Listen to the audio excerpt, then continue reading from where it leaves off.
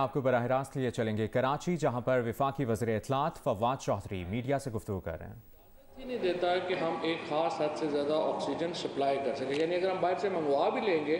تو پھر بھی اس کی جو سپلائی چین ہے وہ ایسی نہیں ہوگی کہ وہ فوری طور کے اوپر معاملات جو ہیں ان کو حل کر سکے۔ بھارت میں اس وقت مثبت کیسز کی شرح 17% ہے، ہمارے پاس یہ 11% پہ پہنچ گئی ہے، اور اگر اس میں 1-1.5 ہفتے میں کمی نہیں آئے گی تو ہمارا جو ہیلتھ سسٹم ہے اس کا ابھی تو یہ 1 سال جب یہ کرونا شروع ہوا تو ہم نے اپنے ہیلتھ سسٹم کے اوپر توجہ دی، جس کی وجہ سے ہمارا ہیلتھ سسٹم ابھی تک اس کو کوپ ود کر رہا ہے، ابھی تک مقابلہ کر رہا ہے اس معاملے کا۔ اگر ہم نے اس کو ایکسٹینشن نہ کی ہوتی، اگر ہم نے ہیلتھ سسٹم میں بہتری نہ کی ہوتی تو ہمارے حالات اب بھی جو ہیں وہ ہندوستان کی طرح ہی ہو جاتے ہیں، کیونکہ آپ اندازہ لگا لیں کہ اس وقت لاہور کے تقریباً 90% جو ICU بیڈز ہیں وہ مکمل طور پہ بھر چکے ہیں، ملتان کے تقریباً 85% جو ہیں وہ مکمل طور کے اوپر بھر چکے ہیں، اور اسی طرح سے جو باقی شہر ہیں ان میں بھی جو ICUs ہیں وہ مکمل طور کے اوپر آکوپائی ہو چکے ہیں، ان میں جگہ ہی نہیں ہے اور لوگوں کی۔ اور ابھی ہم نے یہ جو اسپیشل اسلام آباد کے اندر، لاہور میں، کراچی میں، تمام جو ایکسپینشن ہوئی اس کی وجہ سے ابھی تک معاملہ چل رہا ہے۔ اور ابھی جو ایک اور جو ہمارے لیے تھوڑی سی ایک امید کی کرن ہے وہ یہ ہے کہ کراچی کے اندر کرونا جو ہے وہ بھی کم ہے، اور اس کی جو اس وقت لاہور کی نسبت، ملتان کی نسبت، مردان، پشاور کی نسبت کراچی میں ابھی کمی ہے، اور اس کی وجہ سے ہماری سپلائی لائن جو ہیں وہ بحال ہے، کیونکہ کراچی ہی پورے پاکستان کا ایک سپلائی لائن کا سینٹر ہے، اور اگر خدا نخواستہ کراچی میں بے احتیاطی ہوئی اور کراچی میں کرونا بڑھ گیا تو یہ پورے ملک پہ اس کے جو اثرات ہیں وہ بہت زیادہ ہوں گے۔ اور یہی وجہ ہے کہ اس وقت دیکھیے تقریباً 600-700 مریض روزانہ جو ہیں کرونا کے وہ لائے جا رہے ہیں، ان میں 50-60 جو ہیں وہ سیریس ہیں، اور ہمارے جو ایک کرونا سے جو مرنے والوں کی تعداد ہے اس میں بہت اضافہ ہوتا جا رہا ہے۔ اسی لیے کل فیصلہ کیا گیا کہ ہم پولیس کے ساتھ فوج کو بھی اس میں انوالو کریں گے، ان کو بھی بلائیں گے، ان کو مدد کے لیے طلب کیا گیا ہے،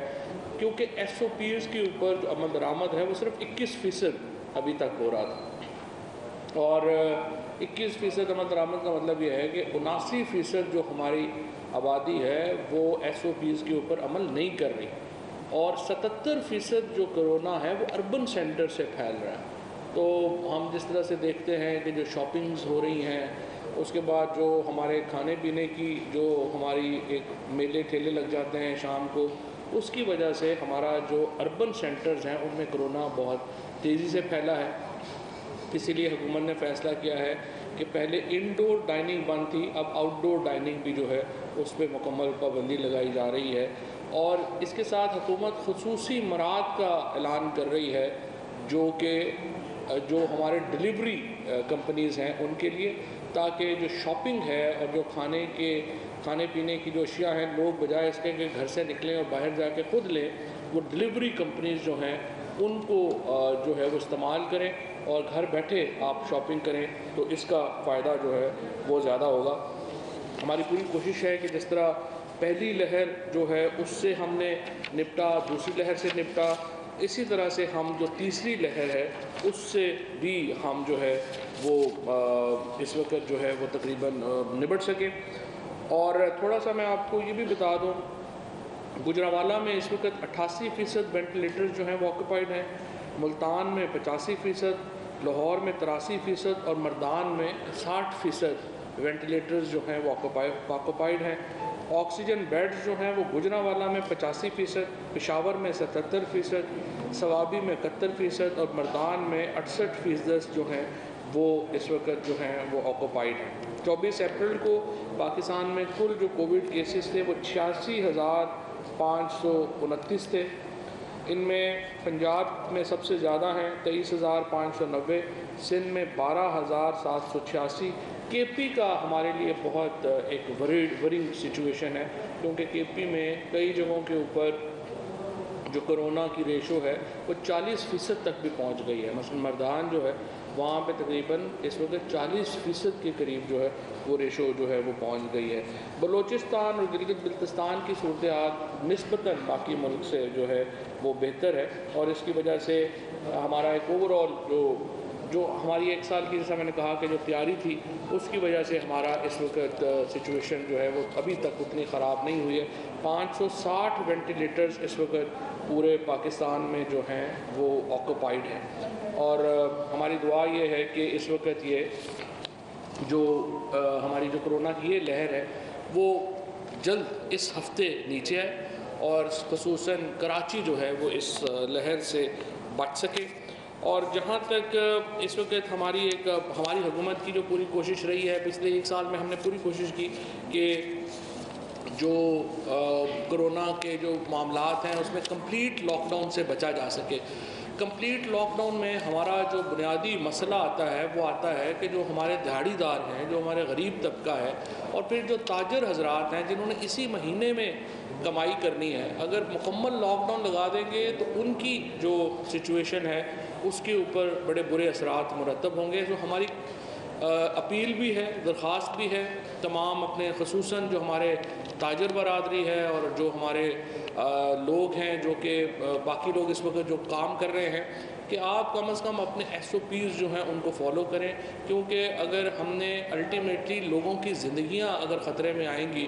تو پھر یہ معیشت جو ہے ظاہر ہے یہ پیچھے رہ جائے گی، اور لوگوں کی زندگیاں زیادہ اہم جو ہیں وہ ہیں. سو ہمیں اس کے لیے ڈراسٹک اقدامات کرنے پڑیں گے، جس میں لاک ڈاؤن بھی شامل ہے. ہم مکمل لاک ڈاؤن کو پرائم منسٹر صاحب نے رجسٹ کیا ہے. انہوں نے ہمیشہ کوشش کی ہے کہ ایک ایسا سسٹم ہم نافذ کریں جس میں کہ چیزیں جو ہیں وہ بہتری کی طرف جا سکیں، اور ہم اس کو جو ہے وہ مکمل لاک ڈاؤن نہ ہو، تاکہ ایک معیشت کا پہیہ جو ہے وہ چلتا رہے. لیکن اگر 1 ہفتے تک یہ معاملات جو ہیں وہ نیچے نہیں آئے تو پھر ہمیں مکمل لاک ڈاؤن کا بھی جو ہے وہ سوچنا پڑے گا. میں یہاں پہ ذرا آج آ رہی تھی کراچی میں مریم نواز شریف صاحبہ، مجھے خوشی ہے کہ انہوں نے بھی اس کو جو ہے اپنا دورہ ملتوی کیا ہے. یہ ایک مثبت پیش رفت ہے، اور ہماری جو سیاسی جماعتیں ہیں ان کو ایک سیریس اس کے اوپر اپنی جو ان کی کارروائیاں ہیں ان کو دیکھنا پڑے گا، اور کوشش کرنی چاہیے کہ حکومت کی مدد کر سکیں آپ، کیونکہ سیاست بھی ہے یا باقی چیزیں ہیں وہ زندگی کے ساتھ ہی، اور اگر زندگی کو خطرہ لاحق ہو جائے گا تو پھر آپ کیا کریں گے. سو یہ ایک مثبت پیش رفت ہے. دوسری طرف میں الیکشن کمیشن کو بھی یہ درخواست کرنا چاہوں گا کہ یہ جو کرونا ہے،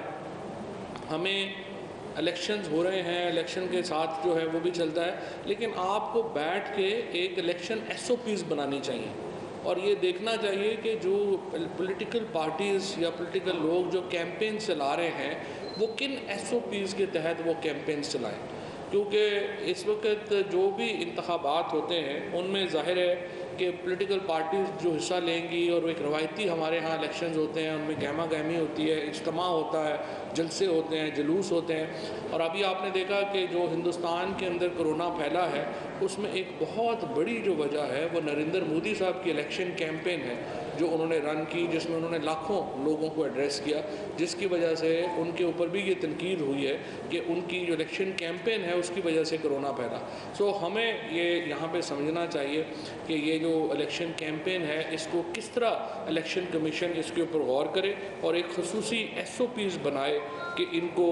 جو ہمارے کرونا کے معاملات ہیں ان کو بھی مد نظر رکھے. اس کے بعد جو سب سے امپورٹنٹ ہمارا طبقہ جس کو میں چاہوں گا کہ وہ اپنا رول ادا کرے وہ ہمارا مذہبی طبقہ ہے. اس وقت جو تراویح میں، اسی طرح سے نماز میں، اور پھر آگے اب عید میں جو اجتماعات ہیں ان کو ایک SOPs کے اندر رکھنا، ان کو ایک دائرہ کار کے اندر رکھنا بہت ہی اہم ہوگا، اور ہمارے علماء اس سلسلے میں بہت اہم کردار ادا کر سکتے ہیں. اور میں یہ چاہوں گا کہ ہمارے جو علماء ہیں وہ آگے بڑھیں اور قیادت کریں ان معاملات کی، اور ہمیں جو ہے وہ ایک SOPs کی طرف جو ہے وہ ہم جائیں. اب تھوڑا سا میں ذکر کرنا چاہوں گا کہ جو تھوڑا ہم نے یہاں پہ کیونکہ صحافیوں کے لیے کراچی میں اور باقی جگہوں کے اوپر جو اقدامات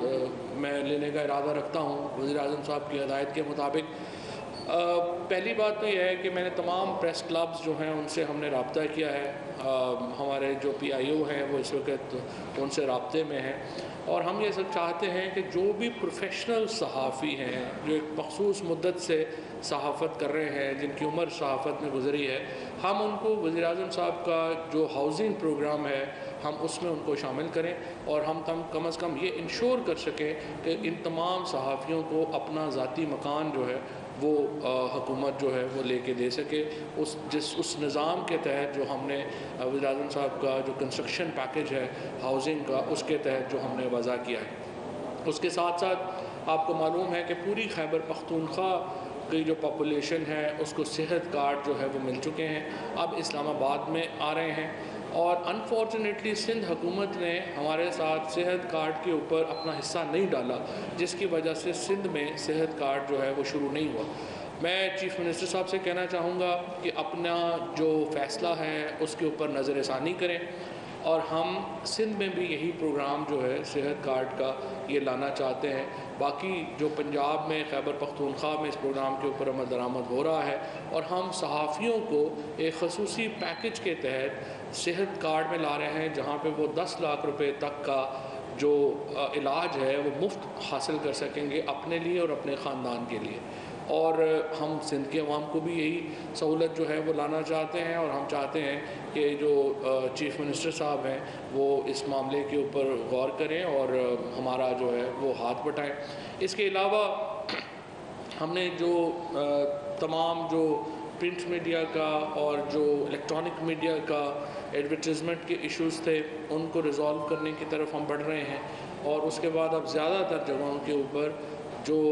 ہمارے کارکن صحافیوں کی تنخواہیں ہیں ان کا مسئلہ نہیں ہونا چاہیے, اور PBA کے ساتھ بھی اور APNS کے ساتھ بھی میں نے یہ معاملہ اٹھایا ہے کہ اب یہ جو آپ کی تنخواہوں کا ایشوز ہیں یہ اس کو ریزالو کرنا ضروری ہے, اور اس کو آپ ریزالو کریں, اور جہاں پہ نہیں ریزالو ہوگا وہاں پہ بھی ہم مالکان کی بھی اور کارکن صحافیوں کی بھی مدد کریں گے کہ وہ اس مسئلے کو اوپر جو ہے وہ آگے بڑھ سکیں. کیونکہ ہمارے ہاں جس قسم کی اس وقت ہم نے دیکھا ہے کہ سچویشن ہوئی ہے اس میں جو ہماری تنخواہ دار طبقہ ہے اس کے اوپر دباؤ آیا ہے, اور اس دباؤ کو کم ہم کرنے کے لیے پوری کوشش کر رہے ہیں. ابھی بھی آپ دیکھیے کہ جو رمضان پیکج ہے, رمضان کے اوپر حالانکہ بہت خیال تھا کہ رمضان آئے گا تو مہنگائی کی نئی لہر آئے گی, لیکن اللہ کا شکر ہے کہ رمضان کے بعد جو قیمتوں میں جو کل محکمہ شماریات نے اپنا جو اناؤنس کیا ہے اس وقت مہنگائی کی ریشو, تو اس میں کمی آئی ہے, بجائے بڑھنے کے اس میں کمی آئی ہے. سو کافی طویل عرصے کے بعد ہم دیکھ رہے ہیں کہ ایک استحکام نظر آ رہا ہے پاکستان کی معیشت میں, اور اس معیشت کے استحکام کو رواں دواں رکھنے کے لیے ضروری ہے کہ ہم ایک چیپ پالیٹکس میں نہ پڑیں. چھوٹے ایشوز جو ہیں وہ ہوتے ہیں ان میں ہم نہ پڑیں. فار ایگزامپل جس طریقے سے ہم نے دیکھا کہ یہ جو کالعدم جو تحریک تھی لبیک, اس کے اوپر ہم نے معاملے کو جس طریقے سے سلجھایا, اس کے نتیجے میں ایک طرف سیاسی استحکام واپس آیا ہے, دوسری طرف لوگوں کی جان اور مال کی جو حفاظت ہے وہ ہو سکی ہے, اور ریاست نے اپنے ریٹ کو بھی کمپرومائز نہیں کیا. اپوزیشن پارٹیز کو چاہیے کہ اس کے اوپر کوئی سیاست جو ہے وہ نہ کریں, اور پاکستان کے استحکام کے لیے سنجیدگی سے اس معاملے کے اوپر آگے بڑھیں. اور ہم اس وقت سیاست میں کوئی بہت تلخی جو ہے وہ پاکستان کے مفاد میں نہیں ہے, ہم سیاست میں تلخیوں کو کم کرنا چاہتے ہیں. ہم نے اپنا جو الیکٹورل ریفارمز کا پروسیس جو ہے وہ الیکٹورل اصلاحات کی, انتخابی اصلاحات کی جو ہم نے تجاویز اپنی ہیں وہ اسمبلی میں رکھ دی ہیں. ہم چاہتے ہیں کہ اپوزیشن کو ان انتخابی اصلاحات کو وہ دیکھے, اور اگر وہ ان انتخابی اصلاحات سے مطمئن نہیں ہے تو اپنی انتخابی اصلاحات لے کے آئے. ہم ان کو بھی چلانے کے لیے تیار ہیں, ان کو بھی دیکھنے کے لیے تیار ہیں. پرائم منسٹر صاحب نے اسپیکر صاحب کو خط لکھا, اسپیکر صاحب نے اپوزیشن کو خط لکھا. اس کے ساتھ ساتھ جو دوسرا معاملات ہیں, چاہے وہ جوڈیشل ریفارمز کی بات ہے, چاہے وہ کرمنل جسٹس سسٹم ریفارمز کی بات ہے, ہم اس کے اوپر کھلے دل کے ساتھ اپوزیشن کے ساتھ بیٹھ کے ان کو آگے چلانا چاہتے ہیں. لیکن اگر آپ بچوں جیسی حرکتیں کریں گے, جیسے ہم نے آخری اسمبلی سیشن میں دیکھا کہ شاہد خاقان عباسی صاحب جو ملک کے وزیر اعظم رہ چکے ہیں, جس طریقے سے انہوں نے اسپیکر کے ساتھ جو رویہ اختیار کیا, اس کے بعد جس طریقے سے رانا ثناء اللہ صاحب جو رویہ اختیار کر رہے ہیں یا جو اس وقت خصوصاً PMLN کے لوگ رویہ اختیار کر رہے ہیں، تو لگتا یوں ہے کہ وہ سیاست کو تلخ رکھنا چاہتے ہیں۔ ہم تو سیاست کو ایک اس طرح سے لے کے چلنا چاہتے ہیں جو آئین اور قانون کے مطابق ہے۔ اگر آپ اپنے مقدمات کو، شہباز شریف صاحب جو ہیں وہ اپنا کیس لڑے ہیں، ان کو ضمانت ہوئی ہے، اب وہ ضمانت کی جو وجوہات ہیں ہم اس سے ایگری نہیں کرتے، کیونکہ دیکھیے شہباز شریف صاحب کے اوپر جو کیسز تھے وہ زبانی ایویڈنس کے اوپر تو بنے نہیں ہیں۔ $15 ملین کی جو ان کی رقم ہے جو باہر گئی اور پھر وہ بینکنگ سسٹم کے ذریعے واپس آئی، کسی کا کوئی اورل ایویڈنس تو ہے نہیں۔ سو بجائے اس کے کہ وہ کیسز کے فیصلے ہوں، وہ کیسز جو ہیں وہ لمبے جا رہے ہیں اور ان میں ضمانتیں ہو رہی ہیں۔ سو میں یہ سمجھتا ہوں کہ یہ اس طرح کے مقدمات جو ہیں ان کا ہونا چاہیے، لیکن اس کا مطلب یہ نہیں ہے کہ ہم اس کو جو ہے وہ ہم عدالتوں کے سامنے، عدالتوں کے اوپر ہی حملے کر دیں۔ سو ہم آئین اور قانون کو بالا تر سمجھتے ہیں اور اس کے ساتھ جو ہے وہ ہم آگے چل رہے ہیں، اور یہی جو ہے ہم سندھ حکومت کے ساتھ بھی جو پوری کوآپریشن ہے وہ ہم کر رہے ہیں۔ سندھ حکومت کی طرف سے اگر کوآپریشن نہیں ہوتی، اور کئی جگہوں پہ جس طرح سے یہ میں نے صحت کارڈ کا آپ کو معاملہ دیا ہے، اسی طریقے سے خود پیپلز پارٹی نے یہ وعدہ کیا تھا کہ فاٹا کا جو پیسہ ہے جو NFC سے فاٹا کو دیا جائے گا، وہ فاٹا کو نہیں ملا۔ اسی طریقے سے جو وعدے کیے پیپلز پارٹی نے وہ پورے نہیں کیے ہیں، اور انفارچونیٹلی 2 سالوں میں 1600 ارب روپیہ جو سندھ میں آیا ہے اس کی اکاؤنٹیبلٹی بھی کوئی نہیں ہو رہی، اور ہمارے جو MPA صاحبان یہاں پہ بیٹھے ہیں، لیڈر آف اپوزیشن یہاں پہ بیٹھے ہیں، جب وہ سوال کرتے ہیں تو ان کے اوپر دہشت گردی کے پرچے کیے جاتے ہیں۔ آپ نے دیکھا کہ علیم عادل شیخ نے جس طریقے سے ان کے اوپر جو پرچے ہوئے، جس طریقے سے انہوں نے کیس فائٹ آؤٹ کیا، ہمارے MPAs کے سے سیکیورٹی وڈرا کر لی، صرف یہ سوال اٹھانے کے اوپر کہ آخر اتنا پیسہ جو سندھ میں آیا ہے وہ گیا کدھر ہے۔ اس کا حساب کتاب جو ہے وہ بہرحال ہونا چاہیے، یہ عوام کا پیسہ ہے، اور وہ پیسہ جو ہے اس کی کوئی ہمارے سامنے آنی چاہیے کہ آپ نے ان پیسوں کا کیا کیا ہے، کدھر گئے ہیں، کیسے لگے ہیں۔ اور اب آپ کراچی کی سچویشن دیکھیں، وہ کراچی والے کہہ رہے ہیں کہ نہیں، ان کو بتایا جاتا ہے کہ نہیں ہم نے تو اور علاقوں میں لگا دیے ہیں، اور جو تیل میں گیس کی جو سب سے زیادہ سبسڈی مل رہی ہے وہ تو گھوٹکی کی ذخائر میں ملتی ہے، تو وہاں پہ ان کو کیا ملتا ہے، بدین کو کیا ملتا ہے، باقی اضلاع کو کیا ملتا ہے۔ سو پورے سندھ کو ایک کھنڈرات میں تبدیل کر دیا گیا ہے، جو ظاہر ہے یہ اہم سوال ہیں جو ہمارے یہاں کے جو نمائندے ہیں وہ ہمیشہ سامنے رکھتے ہیں۔ ان کا جواب آنے کے بجائے ان پہ مقدمات اگر آپ بنا دیں گے تو یہ تو کوئی طریقہ جو ہے وہ نہیں چلے گا۔ بہرحال ہم پھر سمجھتے ہیں کہ حکومت میں رہتے ہوئے ہم آگے بڑھنا چاہتے ہیں، ہم اصلاحات کی طرف بڑھنا چاہتے ہیں، اور یہی وہ سوچ ہے جس کی بنیاد کے اوپر ہم اپوزیشن کے ساتھ ڈیل کرنا چاہتے ہیں۔